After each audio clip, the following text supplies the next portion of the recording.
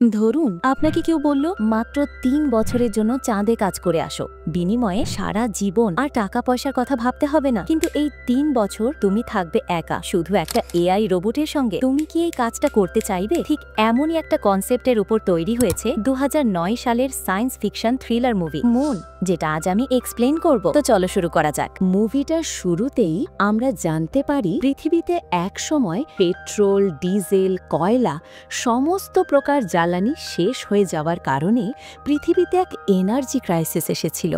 এই energy crisis দূর করতে সামনে আসে লুনার ইন্ডাস্ট্রি নামের একটা কোম্পানি। লুনার ইন্ডাস্ট্রি চাঁদের মাটি থেকে হিলিয়াম-3 কালেক্ট করে পৃথিবীর ৭০% এনার্জির চাহিদা মেটায়।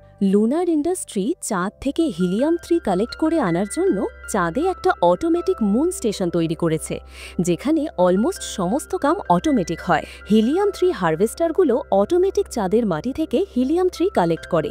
এখানে শুধুমাত্র একজন কর্মী প্রয়োজন, যেই হিলিয়াম-3 হারভেস্টারগুলির মধ্যে ভর্তি হয়ে যাওয়া হিলিয়াম-3 এর সিলিন্ডারগুলো কালেক্ট করে মুন স্টেশনে নিয়ে এসে একটা চেম্বারের সাহায্যে সেগুলিকে পৃথিবীতে পাঠাবে। আর এই কাজ করার জন্য আমাদের গল্পের হিরো স্যাম পৃথিবী ছেড়ে চাঁদে এসেছিল ৩ বছরের চুক্তিতে। তার ৩ বছরের চুক্তি অলমোস্ট শেষের দিকে, আর ২ সপ্তাহ বাকি তার চুক্তি শেষ হতে।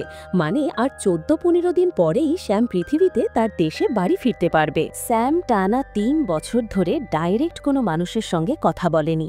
স্যাম এই ৩ বছর কাটিয়েছে তার অ্যাসিস্ট্যান্ট রোবট কার্টি, ৪-৫টা গাছ আর একটা তার বাড়ির ছোট মডেল বানিয়ে। এছাড়া স্যাম তার স্ত্রী টেসের পাঠানো ভিডিওগুলো দেখে সময় কাটাত।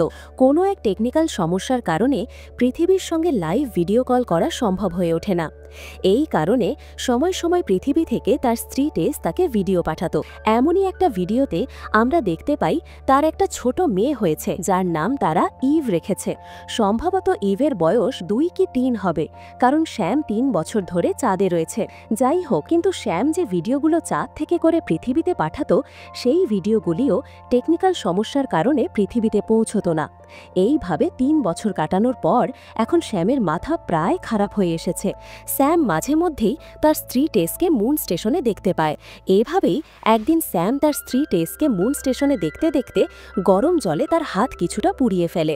এরপর গার্টি তার চিকিৎসা করে এবং স্যামের কাছে জানতে চায় কিভাবে এটা হলো।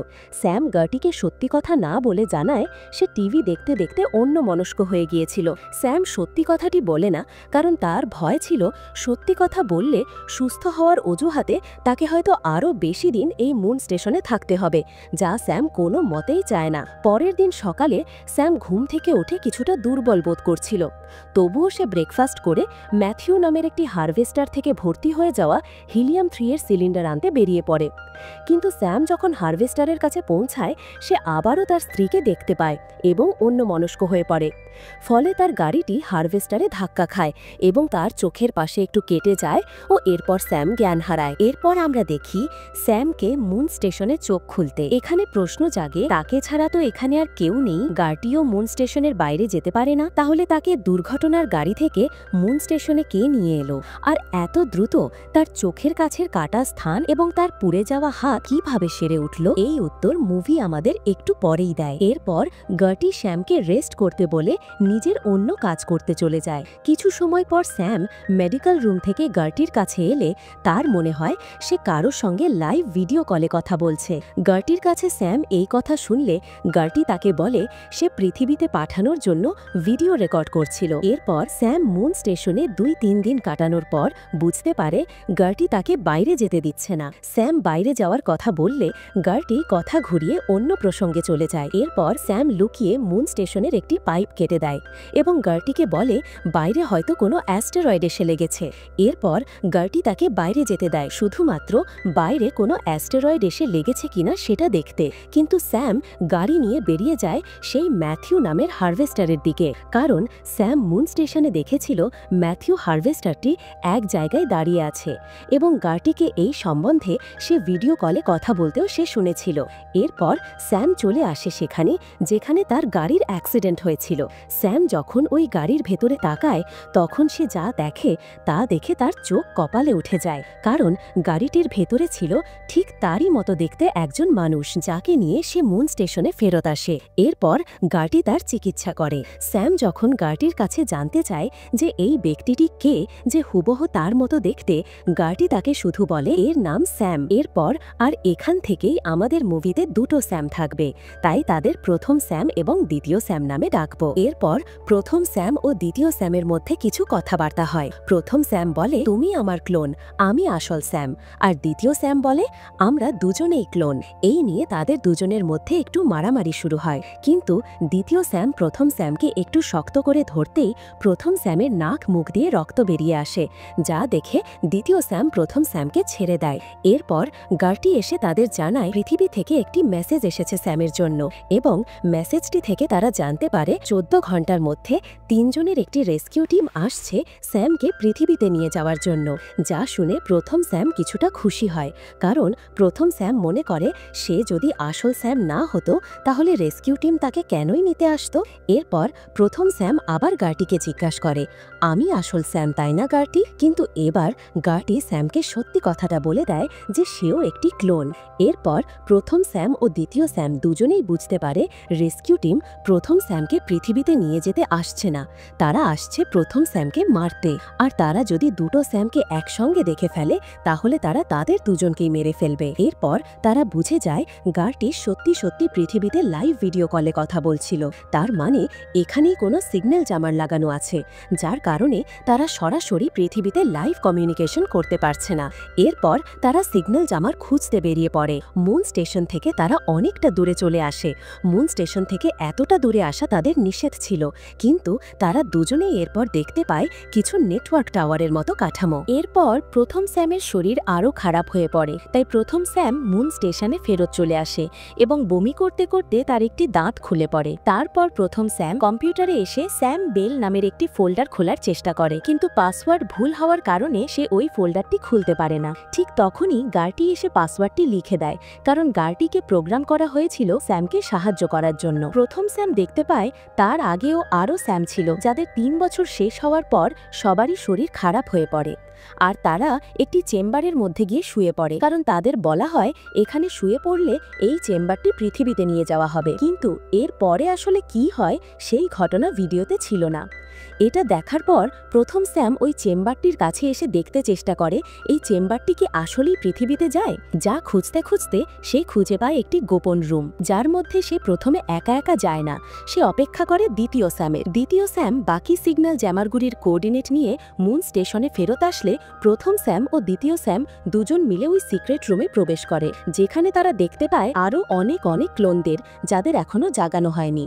যেগুলি দেখে প্রথম স্যাম একটি ল্যাপটপ নিয়ে ওই সিগন্যাল জ্যামারের বাইরে এসে পৃথিবীতে তার বাড়িতে ভিডিও কল করে। কলটা তার মেয়ে ইভ তোলে, কিন্তু প্রথম স্যাম তার চেহারা দেখায় না, হাত দিয়ে ক্যামেরা ঢেকে রাখে। এরপর সে জানতে পারে তার মেয়ে এখন 15 বছরের হয়ে গিয়েছে, আর তার স্ত্রী টেস অনেক বছর আগেই মারা গিয়েছে।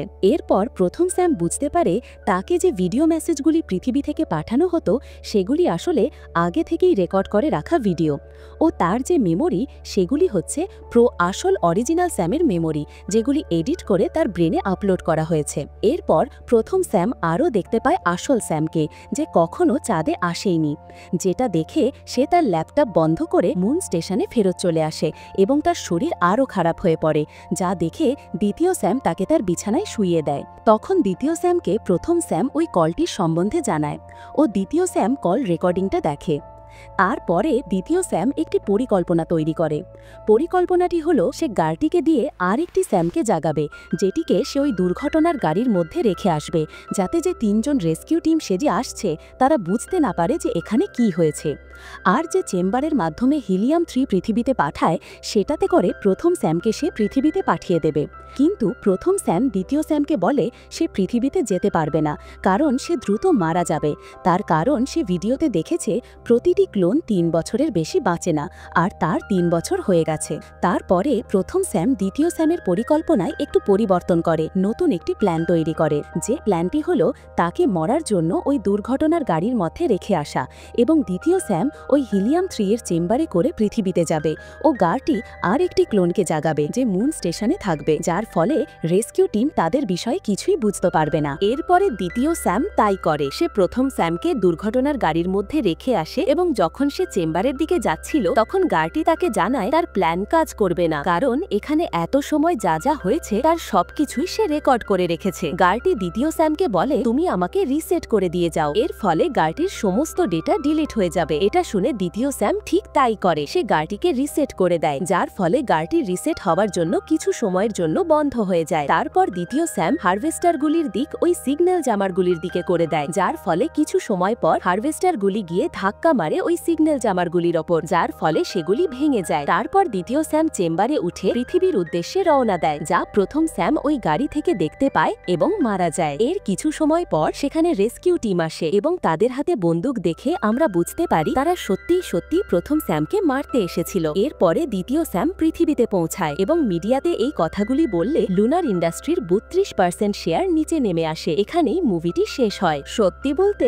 মুভিটার স্টোরি আমার কাছে খুব ভালো লেগেছে। তোমরাই একবার ভাবো না, মুভিটির শুরুতে স্যাম বাড়ি ফিরে তার স্ত্রী ও মেয়েকে দেখার জন্য ব্যাকুল হয়েছিল, কিন্তু মুভির শেষে তার কাছে কি থাকলো? কিছুই না। যাকে সে তার স্ত্রী ভাবতো সে আসলে তার স্ত্রী নয়, যাকে সে তার মেয়ে ভাবতো সে আসলে তার মেয়ে নয়, এমনকি সে নিজেকে যে স্যাম নামের মানুষটা ভাবতো সে আসলে সেটাও নয়। সে মুভি শেষে সব কিছু হারায়, নিজেকেও। আর এই বিষয়টাই আমাকে এই মুভিটা ভাবতে বাধ্য করে। যাই হোক, মুভিটা আমার কাছে হেভি লেগেছে। আশা করি তোমাদেরও ভালো লেগেছে। না হলে এই পর্যন্ত তোমরা ভিডিও দেখতে না, তাই বিলিছি এই রকমের আরও ভিডিও দেখতে চ্যানেলটি সাবস্ক্রাইব করে রাখো ও কমেন্টে জানাও ভিডিওটি তোমার কেমন লেগেছে। ভালো লাগলে একটি লাইক করো অ্যান্ড এনজয় ইয়োর লাইফ।